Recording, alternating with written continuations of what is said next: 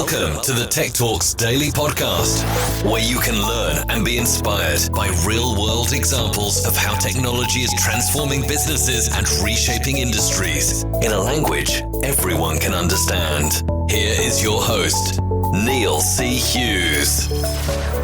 Welcome back to the Tech Talks Daily Podcast. Now, every day I beam your ears to a different part of the world, and I think currently we've had guests from over 70 different countries and also have people listening in over 165 countries, proving that technology works best when it brings people together. And it does seem that no code is a phrase that is in danger of becoming a buzzword at the moment. So when I read a great story about a chap in Slovenia who turned from coder to no coder, I invited him on the podcast to share his story and discuss how the no-code movement is actually revolutionising the world. And we'll also talk about his company, Flowout, and how they are different from other Webflow companies and learn more about the problems that they're solving, and also share a few tips for other startup founders on how to conquer the US market from Europe.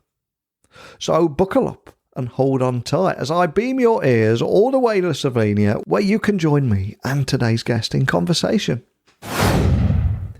So a massive warm welcome to the show. Can you tell the listeners a little about who you are and what you do? Of course. My name is Ziga. I am the co-founder of Flowout.com, a productized Webflow service, Webflow development and design service, where we basically do Webflow services like development and design without any limits. So it's an unlimited subscription. Awesome. And I'm looking forward to finding out more about that in a moment. But before we do, I want to take you back in time for a moment. Can you remember where your passion for technology came from, or just a moment that put you on this path you're on right now?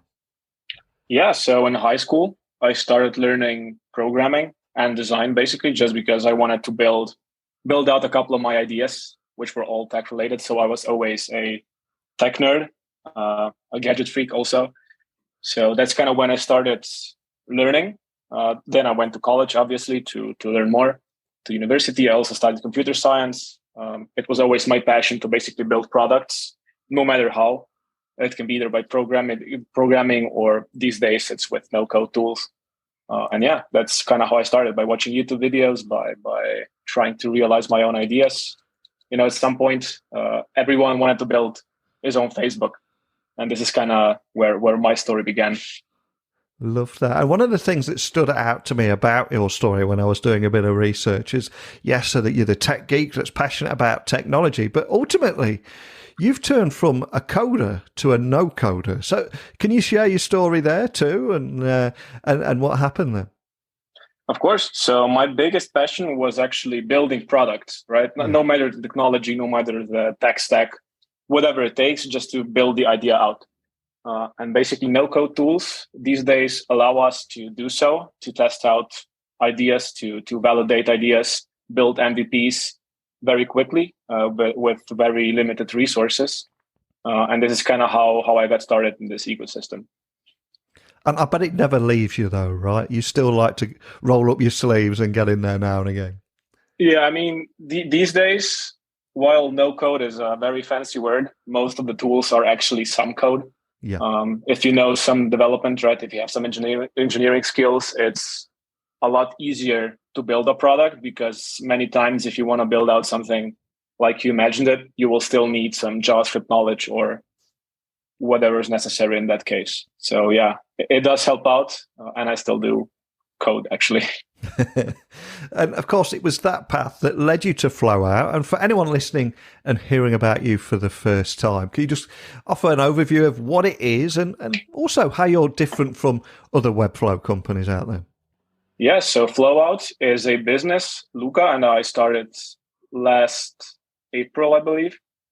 And in this past year, we've grown to over 50,000 in recurring revenue, with an additional 20 or 30 grand per month and hourly sales. So we also sell hourly packages.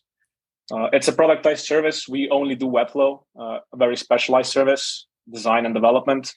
We are different in the sense that we are maybe a bit more expensive because we offer engineering knowledge as well. So most Webflow agencies or services like ours offer Webflow designers as a service, right? They don't offer custom code. They don't offer custom integrations, which is kind of our specialty. And because of that, we managed to grow this business as well as we did, and scale our team to right now over 15 full-time employees, including me and Luca, obviously, who founded it. And for any business leaders that are listening outside of the tech space, can you just expand on how this no-code movement is revolutionizing the world and making it easier for businesses?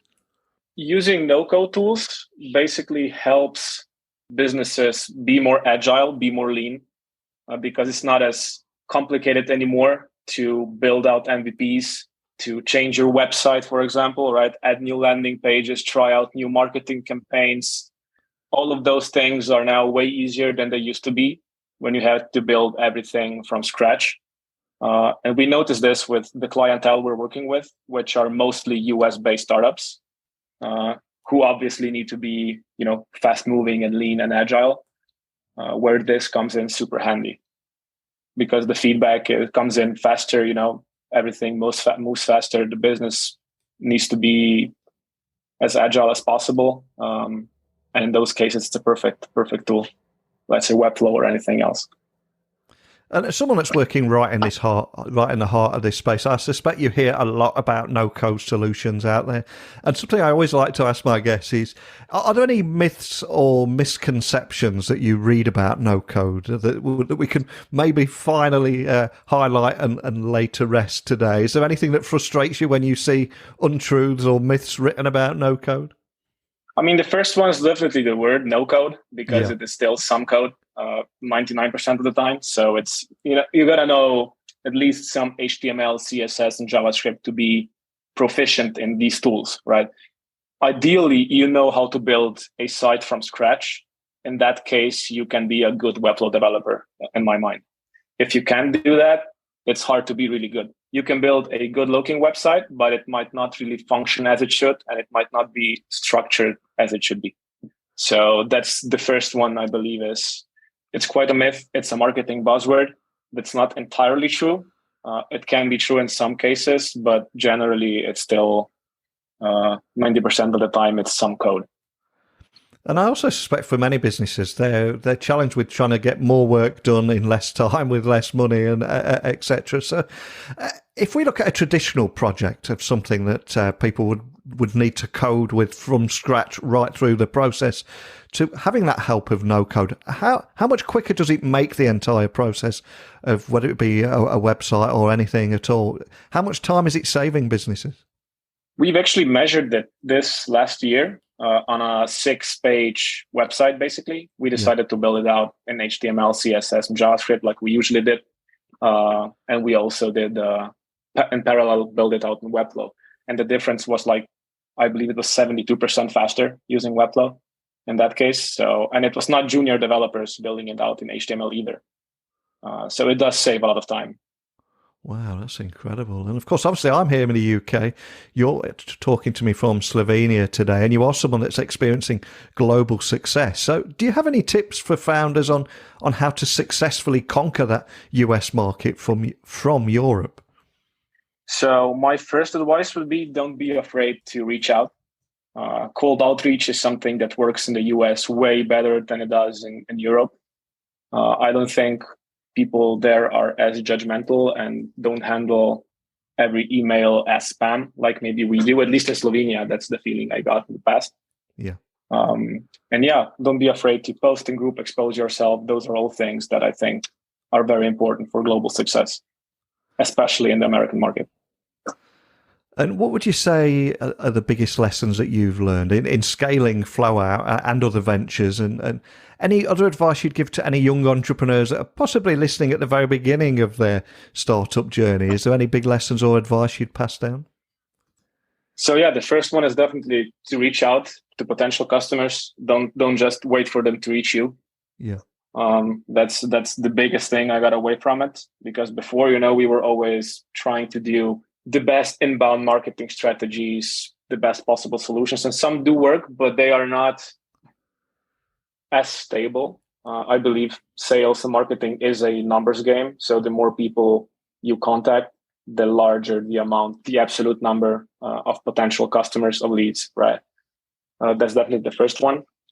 And also, don't always make a leap of faith if it's not necessary. So I always believe it's good to be lean, to start first maybe with a simple landing page. So even with Flowout, when you started Flowout, we literally built a one-pager. It was a landing page with terrible copy. Luca and I built it in literally a weekend. And we just started from there, tried to validate the ideas. We said, okay, if we get one client within 1 week, then we build it forward, right? And we did. So that's kind of the methodology we went by, and we still do. Now that we are scaling Flowout and also building products for the Webflow ecosystem in parallel, we always try to first validate the idea to see if there's any legitimate interest, either with pre-sales or with a certain KPI, like the amount of leads we are trying to get for a certain investment, or for the amount of sales we're trying to get for a certain investment of either time or money, right? So it's very important to validate first before starting to build and going all in. And something else I always try and cover on this Daily Tech podcast is I try and beam everyone's ears, beam a message into everyone's ears, listening all over the world, to a different part of the world, and how technology is transforming that area, especially outside of Silicon Valley. And across the US, there are different states that focus on different areas. Some might be health tech, legal tech, fintech, etc. And across Europe, it's very similar. And Estonia has got the whole digital government thing going on. So for yourselves in Slovenia, can you tell me a little bit more about the tech scene there, what the big focus is, and how you're seeing your country adopting technology and also being transformed by it? So Slovenia, as small as it is very strong in tech. So we have two big universities. Both are public universities, where there are also colleges, right, or faculties, as we say in Europe, for computer science and informatics. So information technology, I believe, yeah. So there's plenty of engineers being rolled out of these universities. There's a huge blockchain scene. For example, Bitstamp, which is one of the largest crypto exchanges, is located here in Slovenia. I think an American holding company bought them out, but they're still a Slovenian company, basically. So there is a lot of IT. The tech scene is very strong. There are plenty of super good engineers, world-class engineers here, who are mostly working for foreign companies. So it's still a challenge to find some to work, for a Slovenian company. Mm-hmm. Luckily, we can offer higher wages than our competitors can in Slovenia, just because we work for foreign markets as well. But generally, there are plenty of people you can talk to. There are plenty of successful software service products based in Slovenia, or at least founded by Slovenians, like Nightwatch, for example, or Wheelio, I believe, which is the highest selling add-on for Shopify, right? And those are all people basically based somewhere in this small country of ours. Love that. So great to hear. And if we do have anyone listening in Slovenia that would like to come on and share their story, please email me directly at techblogwriter@outlook.com. But as for yourselves at Flowout, what's next for you guys? Where do you go from here? Is there anything you can share about what you're working on right now? Yeah, so right now we are actually building our first major software as a service product, which is a multi-language extension for Webflow. It's called Linguana. You can also see it on linguana.io. We started building it the last month, so in July, and we are planning to launch the product in Q4 of this year. Right now, we actually already got dozens of pre-orders, so there is a legitimate interest in the product. But yeah, it is kind of a competitor to Weglot and Localize, which are currently the only major players in the multi-language field for Webflow, but they are not exclusively for Webflow. So what we are doing is we are solving one of the biggest problems and the most requested Webflow feature by building a separate third-party SaaS product.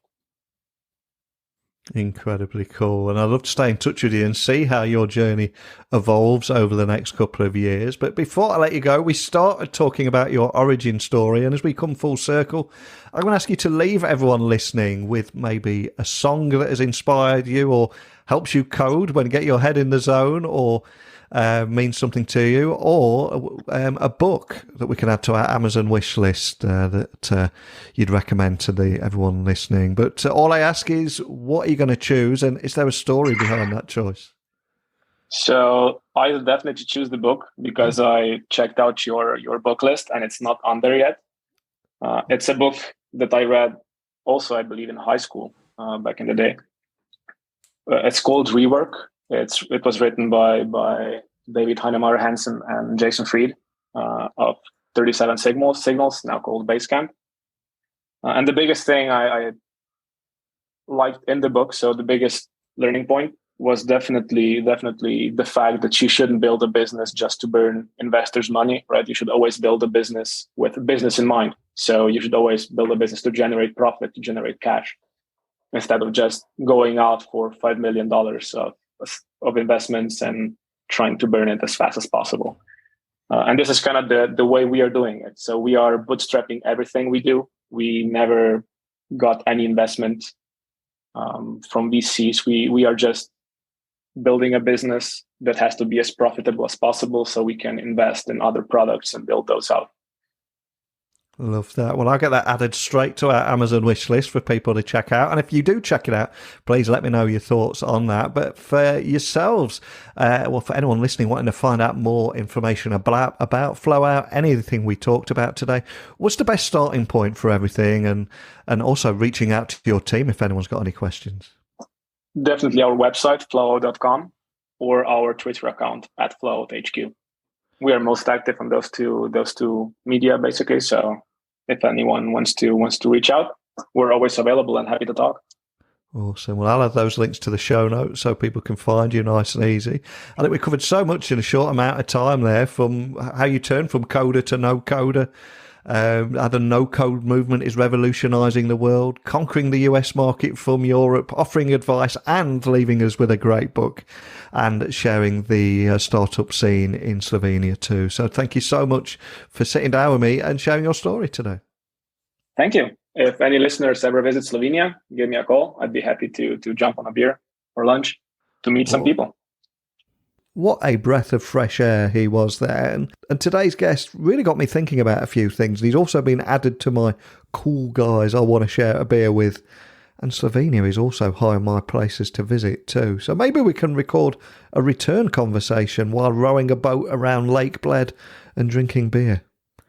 What's the worst that could happen? Seriously though, no code is a big topic right now, and it is impacting businesses all around the world. It's enabling projects to get faster off the ground, get things delivered more quickly. And it doesn't mean the end of code. It just means cutting down the time that it takes to deliver things. But what experiences are you having in this area? I'd love to hear your thoughts, your experiences. What is working for you and what isn't? Share them all by emailing me, techblogwriter@outlook.com, Twitter, LinkedIn, Instagram, even TikTok. You should be able to find me nice and easily by searching for Neil C. Hughes. Let's keep this conversation going, and we'll explore another topic again together tomorrow. But that's it for today's episode, so thank you for listening as always, and until next time. Don't be a stranger. Thank you for listening to the Tech Talks Daily Podcast with Neil C. Hughes. Remember, technology works best when it brings people together.